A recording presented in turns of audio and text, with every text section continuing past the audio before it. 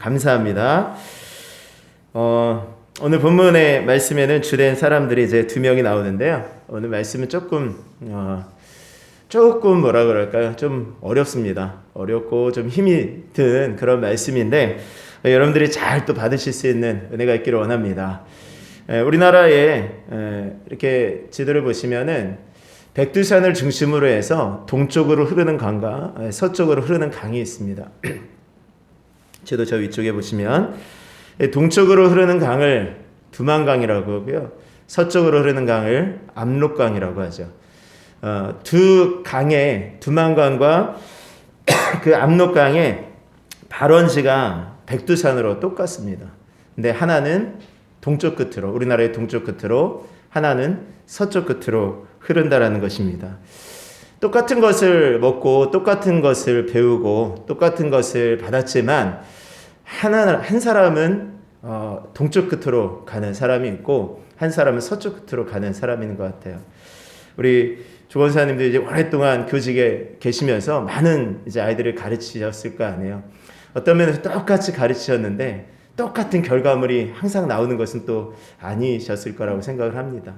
가르쳤지만 어떤 아이는 정말 내 가르침대로 잘 따라가서 정말 훌륭하게 잘 성장한 그런 제자가 있는가 하면 또 어떤 사람은 똑같이 가르쳤지만 그렇지 못하고 정말 원하지 않는 그러한 삶의 모습을 살아가는 사람들이 있다라는 것이죠. 오늘 예수님의 가르침도 그랬습니다. 오늘 말씀 속에도 보면은 크게 두 명의 사람들이 예수님의 제자들 가운데 12명의 제자들 가운데 특별히 이제 좀 대비되어지는 두 명의 제자가 나오죠. 한 사람은 유다이고 한 사람은 베드로입니다. 둘은 똑같은 공통점이 있었습니다. 둘의 가장 큰 공통점은 뭐였죠? 바로 예수님의 제자였다라는 것이죠. 예수님은 베드로와 유다를 비롯한 12명의 제자를 부르셨습니다. 그 예수님의 제자가 되어진다라는 것, 예수님의 12제자가 되어진다라는 것이 얼마나 큰 기쁨이고 영광입니까? 그리고 거기에다가 또 하나는 그 12명의 제자에게는 공통적으로 예수님께서 그들에게 권능을 부어주셨어요. 그래서 마태복음 10장 1절에 말씀해 보면은 더러운 귀신을 쫓아내고 모든 병과 모든 약한 것을 고치는 권능을 주셨다고 합니다. 그러니까 12명의 제자들에게 그런 권능이 있었어요. 병을 고치고 귀신을 쫓아내는 그러한 능력이 있었다라는 것입니다. 그래서 누가복음 9장 말씀해 보면은 이 제자들이 나가서 복음을 전하면서 그 권능을 사용합니다. 복음을 전하면서 병을 고치고 귀신을 쫓아내죠. 제자들이 너무 신나서 예수님 앞에 가서 말합니다. 예수님, 우리가 가서 막 하니까 정말 귀신이 쫓아갑니다. 귀신이 떠나갑니다. 병이 고쳐지더라고요. 막 예수님 앞에 막 흥분된 어조로 얘기했던 모습을 우리들이 잘 보실 수 있을 것입니다. 예수님께서 그런 권능을 주셨을 때 12명의 제자 가운데 베드로도 그리고 유다도 있었다라는 거예요. 그리고 그 둘은 모두 예수님께서 12보좌에 앉아서 12지파를 다스릴 것이다 라는 그런 축복의 말씀을 했던 그런 제자들이었어요. 마태복음 19장 28절에 말씀해 보면은 내가 하늘 보좌에 있을 때, 내가 영광의 보좌에 있을 때 너희들도 나를 따르는 너희도 12보좌에 앉아서 12지파를 심판할 것이다 라고 말씀하셨습니다. 그 가운데 누구도 있었다고요? 유다도 그 가운데 있었다라는 것입니다. 모두 다 영생에 대한 약속을 받고 모두 다 권능을 받고 예수님의 제자로서 3년 반의 공생애 동안 예수님을 따라가 다니면서 정말 지근거리에서 가장 예수님의 말씀하시는 것을 그 바로 밑에서 들었던 제자들이 바로 이 12제자였고 그 가운데 유다, 이 베드로가 있었다라는 것입니다. 근데 그 결과는 마지막은 너무나도 달랐죠. 우리가 아는 것처럼 한 명은 유다는 예수님을 은 30냥에 팔아먹고 거기에 대해서 이제 나중에 죄책감을 이기지 못하고 스스로 목숨을 끊는 그런 반면에 베드로는 또 한 사람은 예수님을 적극적으로 부인했지만 다시 회개하고 또 성령의 권능을 덧입고 정말 복음을 증거하며 살아가는 그런 사람으로 새로운 사람으로 거듭나게 되어지죠. 그가 베드로였습니다. 무엇의 차이일까? 유다와 베드로의 차이는 무엇일까? 오늘 믿지 않는 많은 사람들이 있고 또 교회 안에서도 있습니다. 교회 안에서 예수님 믿는다라고 하지만 또 그 가운데서도 교회만 다니는 사람이 있고 예수님을 정말 믿는 예수님의 자녀가 분명히 있다라는 것이죠. 오늘 이 말씀 속에서 우리가 유다와 베드로의 모습을 한번 비교해 보면서 여러분들은 모두 다 베드로에 속해 있는 베드로 편에 왔던 그러한 사람이라고 저는 믿습니다. 오늘 유다의 어떤 사람이고 또 베드로는 어떤 사람이었는지를 한번 좀 말씀을 좀 나누려고 합니다. 유다는 어떤 사람이었어요? 유다는 예수님을 팔아먹은 사람이에요. 요한복음 13장 18절로는 본문 말씀 보겠습니다. 요한복음 13장 18절의 말씀 보면은 내가 너희 모두를 가리켜 말하는 것이 아니니라. 나는 내가 택한 자들이 누구인지 알미라. 그러나 내 떡을 먹는 자가 내게 발꿈치를 들었다는 성경을 응하게 하려는 것이다 라고 말씀합니다. 유다는 예수님께서 제자로 부르셨는데 그 유다에게 한 가지 아주 중요한 사명이 있었습니다. 그것은 예수님을 배반하고 팔아먹는 것이었어요. 말씀 이상하죠? 말이 좀 이상하지만 안타깝게도 유다의 사명은 그것이었어요. 왜 예수님께서 유다를 택하셨는가? 성경을 응하게 하시려고, 성경을 이루시려고 유다를 택하신 것입니다. 이거 여기서부터 이제 조금 혼란스러워질 수 있죠. 인간적인 관점에서 보면은 이해할 수 없어요. 저도 다 이해할 수 없습니다. 그렇지만 여러분들이 하나님의 관점에서 하나님의 그 넓은 그 시각으로 좀 바라볼 수 있는 은혜가 있기를 원합니다. 예수님께서 왜 이 땅에 오셨습니까? 예수님께서 이 땅에 오신 목적이 뭐예요? 우리의 죄를 구원하시려고. 어떻게 구원하셨어요? 십자가 달려 죽으심으로 우리를 구원하시려고 이 땅에 오셨습니다. 그러니까 예수님께서 이 땅에 오신 목적이 뭐냐면 십자가에 달려 죽으시려고 오신 것이고, 십자가에 못 박은 것은 예수님을 팔아넘긴 유다가 아니죠. 대제사장들과 서기관들이 아닙니다. 예수님의 십자가 못 박은 로마 병정도 아니죠. 예수님의 십자가에 못 박게 한 그 계획 가운데 예수님이 십자가에 못 박아 죽게 한 분이 누구시죠? 하나님이셨어요. 이게 이해가 되십니까? 그러니까 성경을 다 응하게 하시는 거. 왜 하나님께서 예수님을 이 땅에 보내셔서 십자가에 달려 죽게 하셨습니까? 그것 외에는 구원의 방법이 없으니까. 예수님을 죽게 하는 것 외에는 우리를 구원할 방법이 없으니까 하나님께서 십자가를 예수님께서 지시게 하시고 죽게 하신 것을 여러분들이 믿으시기를 바랍니다. 그런데 이제 연초니까 세상의 사람들이 이 토정 비결을 보잖아요. 2022년에 어떤 일이 벌어질까 하고 토정 비결도 보고 막 그래요. 그러면은 제가 기억에 남는 게 주로 그런 것 같았어요. 높은 나무에 올라가지 말라는 것, 여름에 물가로 가면 위험하다라는 것, 뭐 이런 것이었어요. 어떻게 생각하면 굉장히 대단한 것 같지만 당연한 거 아닙니까? 떨어질 위험이 있습니다. 그럼 이제 사람들이 물가에 가서 어떤 일을 당하면 맞아, 토정비결 봤는데 나 여름에 물가로 가면 위험하다 그랬는데 내가 이런 일이 있겠구나 이렇게 그냥 믿어버리는 거죠. 그게 좀 그래요. 그런 거 있고, 어떤 사람은 관상을 통해서 보기도 하고 자기 옆날을 내다보기도 하고, 어떤 사람은 뭐 손금으로 운명을 쳐다보기도 하고, 요새는 또 우리 젊은이들은 타로점 이런 것도 봐서 이렇게 좀 너 그랬어 이렇게 얘기도 하기도 합니다. 그런 것에서 자기의 어떤 운명을 보게 되어지는 것인데요. 세상의 사람들도 자기가 태어난 연월 일시에 따라서 자기 운명이 분명히 있다고 믿는데요. 그것이 아니라 그 모든 것들이 다 하나님의 계획 가운데 있다라는 것을 여러분들이 믿으실 수 있기를 바랍니다. 하나님의 계획 가운데 있는 것입니다. 오직 하나님의 계획하심에 있는 것이고, 하나님의 계획 속에 유다는 예수님을 파는 그 운명 가운데 태어나게 되어진 것이죠. 로마서 9장 17절 말씀에 또 이런 말씀이 있습니다. 성경이 바로에게 이르시되 내가 이 일을 위하여 너를 세웠나니 곧 너로 말미암아 내 능력을 보이고 내 이름이 온 땅에 전파되게 하려 함이로다 라고 말씀합니다. 하나님께서 바로를 택하셨대요. 애굽의 바로를 택하실 때 왜요? 그를 통해서 하나님의 능력을 보이시려고 하나님께서 택하셨다라는 것입니다. 이해가 되지 않죠. 어떻게 이런 일이 벌어지죠? 그러면 바로의 입장에서 보면, 유다의 입장에서 보면 이게 너무 억울한 거 아닐까요? 근데 성경이 그렇게 말씀하는 거예요. 로마서 9장 13절에 말씀하면 기록된 바 내가 야곱은 사랑하고 에서는 미워하였다, 이런 말씀도 있어요. 로마서 9장 20절에서 21절 말씀에 결론적으로 말합니다. 이 사람아, 네가 누구에게 감히 하나님께 반문하느냐? 지음을 받은 물건이 지은 자에게 어떻게 나를 이같이 만들었느냐고 할 수 있느냐라는 것입니다.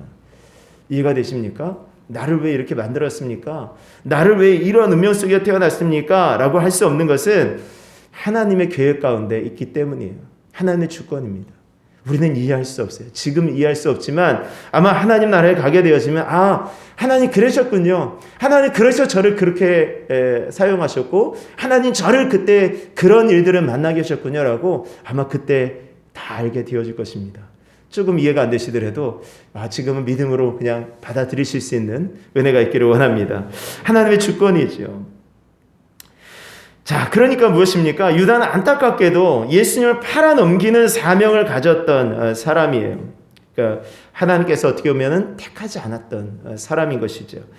어떻게 보면 유다는 철저하게 사단에 의해 조종되어지는 사람이라고 볼 수 있습니다. 말씀해 보면은 요한복음 13장 2절 말씀 한번 보세요.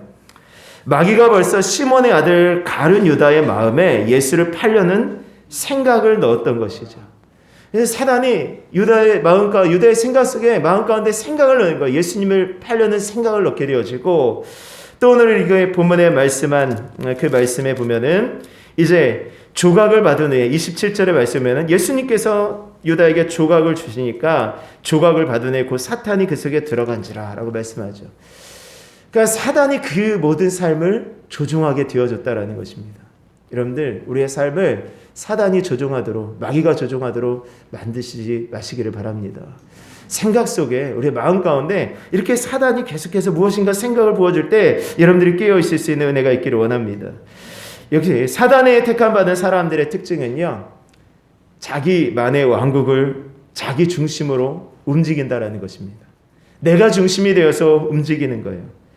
여러분들 이 유다가 예수님을 팔았던 그 이유는 현상금 30, 은 30에 있었던 것이 아닙니다. 역사를 되짚어보면 우리나라의 수많은 독립운동가들이 이 가까운 사람에 의해서 그 현상금 때문에 배반당하고 이렇게 잡혀갔다고 합니다.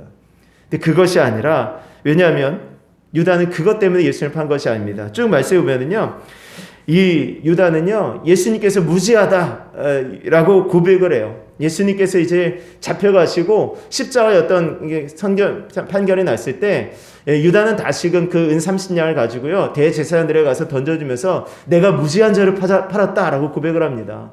그러니까 유다는 그 사람이 돈에 대해서 관심이 있었던 것은 아니었던 것 같아요. 그 당시에는 오히려 그보다는 예수님이 무엇인가 새로운 왕국을 건설하실 줄 알았어요.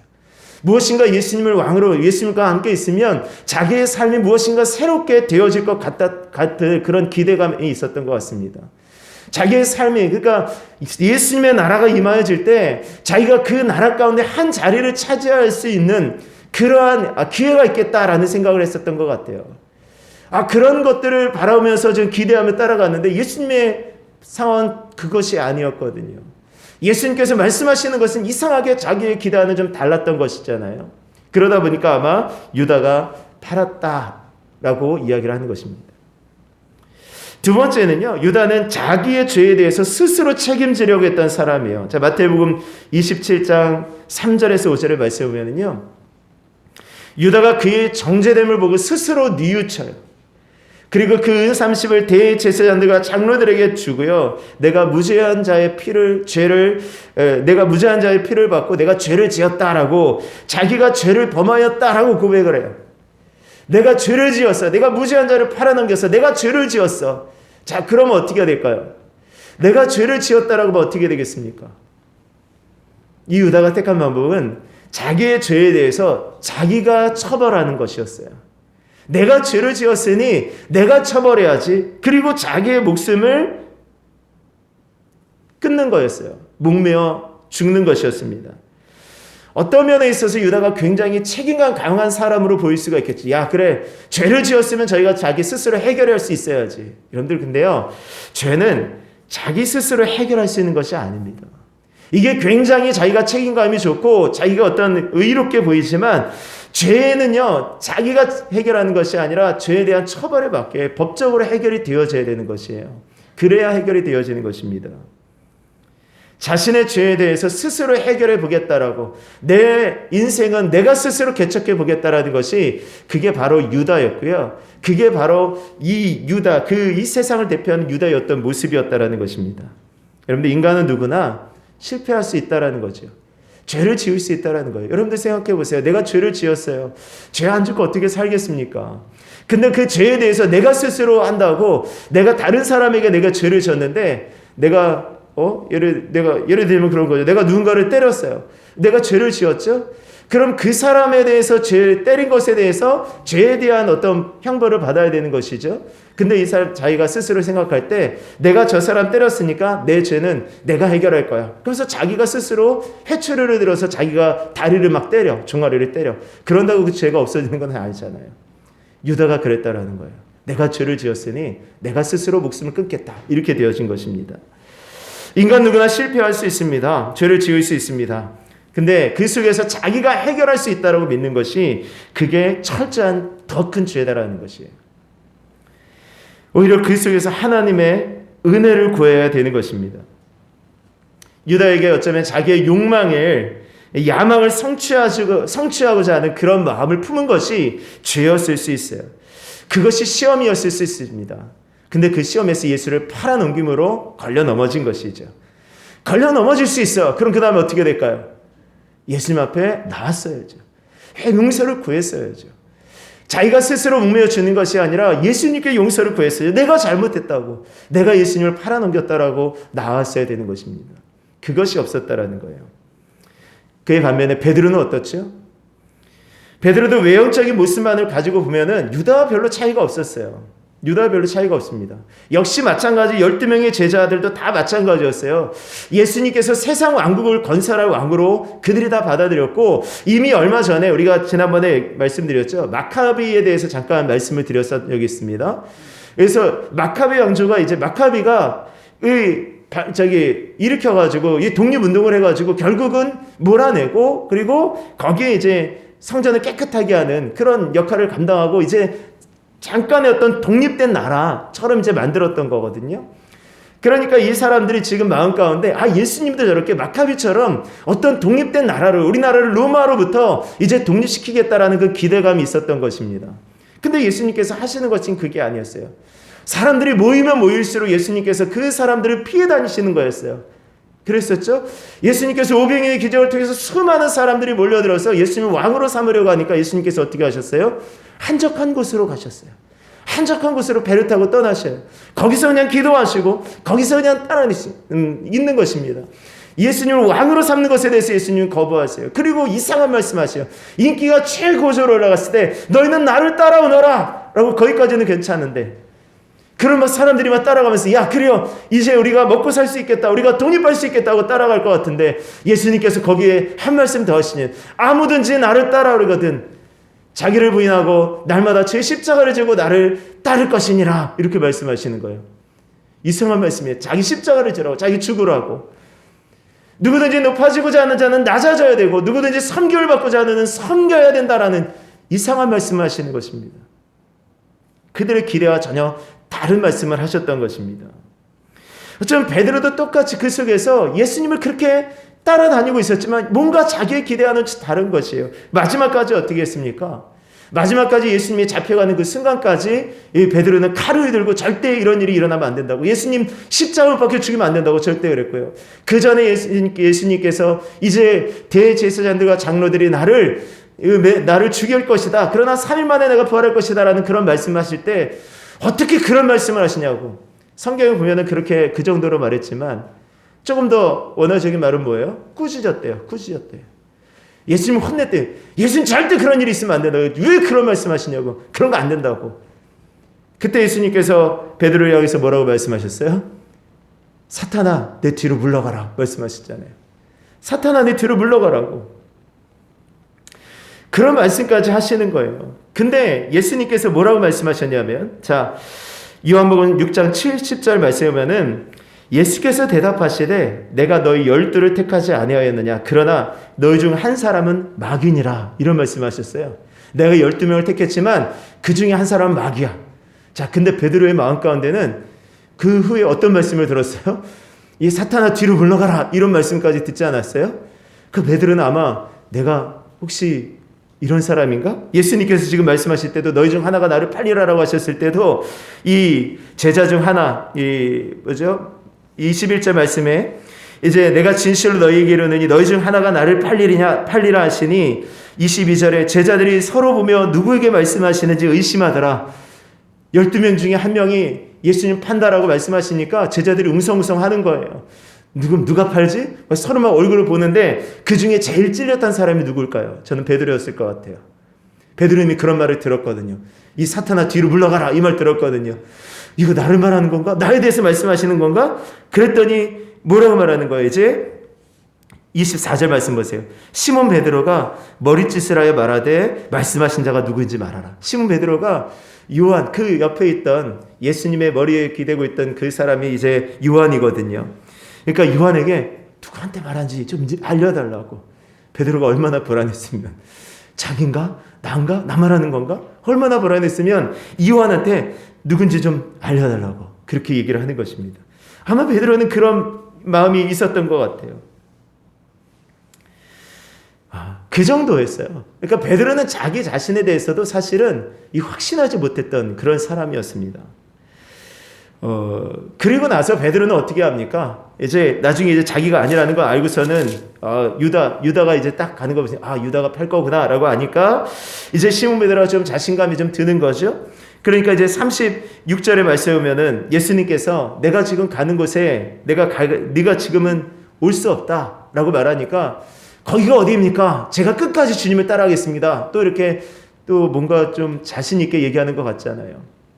그러니까 이 베드로는요 어떤 면에 있어서 우리랑 좀 비슷한 것 같아요. 이거 갈팡질팡하는 거죠. 어쩐 때는 정말 막 하나님의 택함 받은 자녀로서 할렐루야 막 하다가도 조금 이제 안 좋은 일 있으면은 또 언제 그러냐 그냥 침울한 저 골짜기 깊은 사망이 음침한 골짜기로 자기를 그냥 아예 끌고 내려가고 자기 스스로 내려가고 그랬다가 좀 고통당하다가 좀 있다가 거기서 또 은혜를 받으면 또 막 올라가고 뭐 이런 어떤 모습들이 사실 좀 베드로와 좀 같죠. 근데 베드로에게 좋은 점은 무엇이었어요? 회개하는 거였어요. 자기 죄에 대해서 그냥 죄 회개가 굉장히 빨라요. 내가 잘못됐으면 바로바로 그냥 회개합니다. 따지고 보면은요, 베드로는 그것 때문에 사는 거예요. 그것 때문에 살았습니다. 여러분들 가만히 생각해 보면은요, 근데 베드로가요, 그냥 이렇게 살아갔지만은요, 베드로를 찾아간 것은 항상 예수님이셨어요. 고기 잡고 있던 베드로에게 예수님께서 찾아가셨어요. 예수님께서 부활하시고 이제 그 다시 부활하셨다는 그 본 사실 봤지만 역시 마찬가지예요. 고향으로 내려가서 고기나 잡아야 되겠다고 내려갔던 고향으로 내려가서 고기 잡고 있는 그 순간에 또 예수님께서 찾아가셔서 말씀하시죠. 항상 찾아가신 분은 예수님이셨어요. 오늘 저와 여러분들이 그 찾아오시는 예수님을 온전히 만나는 은혜가 있기를 원합니다. 예수님께서 온전히 찾아가시고 베드로에게 계속해서 새로운 은혜를 부어주시는 거예요. 중요한 말씀은 무엇입니까? 베드로는 택함을 입은 사람이었다라는 거예요. 베드로는 택함을 받은 자녀였기 때문에 주님께서 찾아가 주시는 거예요. 그리고 용기를 북돋아 주시는 거예요. 그 속에 다시금 일으키게 하시는 것입니다. 택함 받은 자녀에게 오늘 말씀에 보면은 34절의 말씀 보시면 새로운 계명을 주시는 거죠. 자, 34절 함께 있습니다. 시작. 새 계명을 너희에게 주노니 서로 사랑하라. 내가 너희를 사랑한 것 같이 너희도 서로 사랑하라. 너희가 서로 사랑하면 이로써 모든 사람이 너희가 내 제자인 줄 알리라. 아멘. 택함 받은 자들의 명령, 주님께서 택함 받으에게 주시는 그 명령, 새로운 계명이 무엇이냐면 사랑하라라는 거예요. 서로 사랑하라. 그리고 중요한 것이 무엇입니까? 너희가 서로 사랑하면 너희가 내 제자인 줄 알리라 라는 거예요. 우리 가운데 사랑이 있다. 내가 사랑한다라고 하면 일단은 주님께서 나를 택해 주셨구나 라는 것으로 여러분들이 아셔도 되는 거예요. 주님의 사랑이 아니고서 우리가 사랑할 수 없거든요. 여러분들 주님 마음 가운데 온전히 사랑하고 그 주님의 사랑으로 또 사랑할 수 있는 그 은혜가 있기를 원합니다. 내가 그리스도의 제자라는 사실을 알게 하는 방법 가운데 하나가 사랑이라는 거예요. 사랑. 여러분들 이 사랑이 우리 가운데 있으십니까? 누군가를 열렬하게 이렇게 주님의 사랑으로 사랑하고 계십니까? 자, 우리 옆에 사람 한번 쳐다보시고 이 사람이 내가 주님의 사랑으로 사랑하고 있는 또 사랑해야 될 사람인 거예요. 네, 더 뜨겁게 사랑할 수 있는 은혜가 있기를 원합니다. 더 뜨겁게.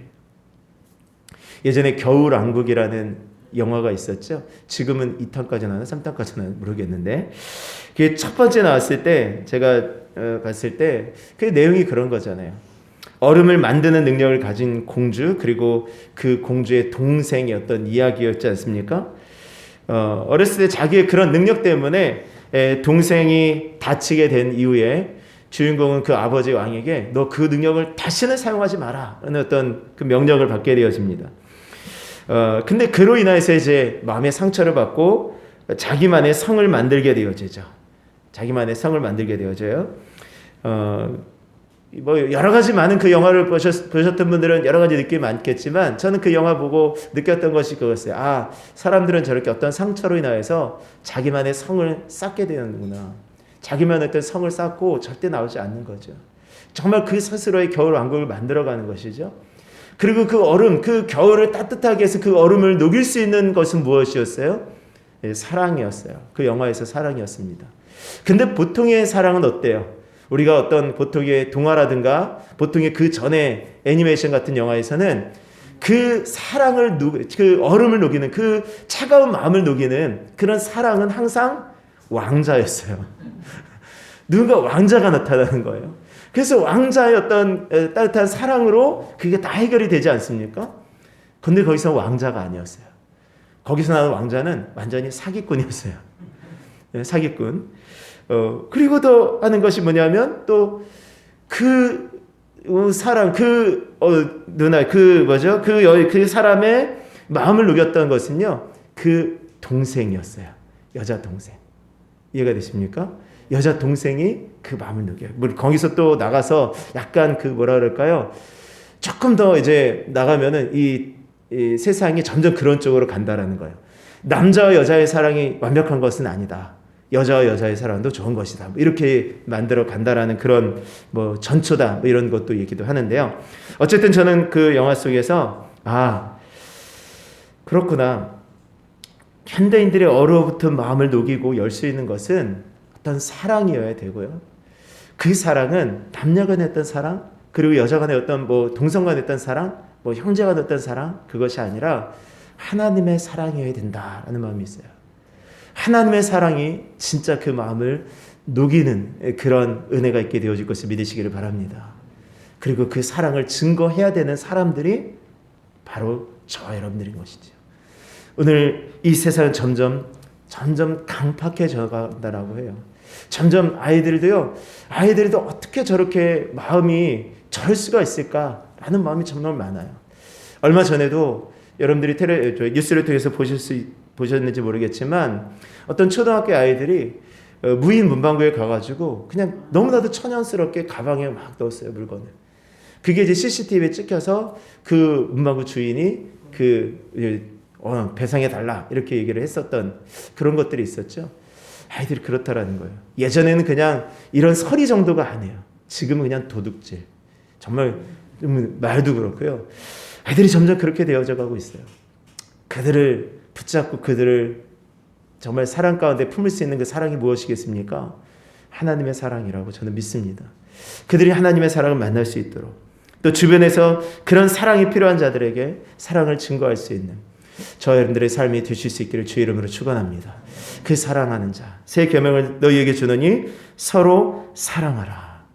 오늘 이 말씀 속에 정말 한 주간 동안 사랑으로 보듬는, 사랑으로 나아가는 복된 한 주간이 되실 수 있기를 주의 이름으로 축원합니다. 우리 시간 찬양 드리시고 우리 함께 기도하겠습니다. 우리 아까 드린 찬양 우리 함께 드리겠습니다. 이 세상을 살아가는